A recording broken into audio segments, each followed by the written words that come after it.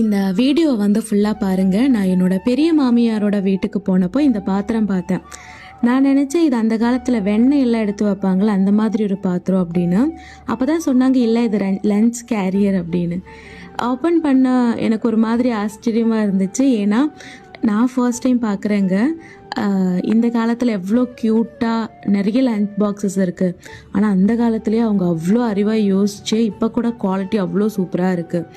இந்த சொம்பில் தண்ணி நிரப்பணும், அது குடிக்கிறதுக்கு கிளாஸும் அதுலேயே செட் கொடுத்துருக்காங்க. இந்த 3 பாட்டிலையும் தாராளமாக சாப்பாடு, குழம்பு, பொரியல் ஒரு விருந்தே எடுத்து வைக்கலாம்.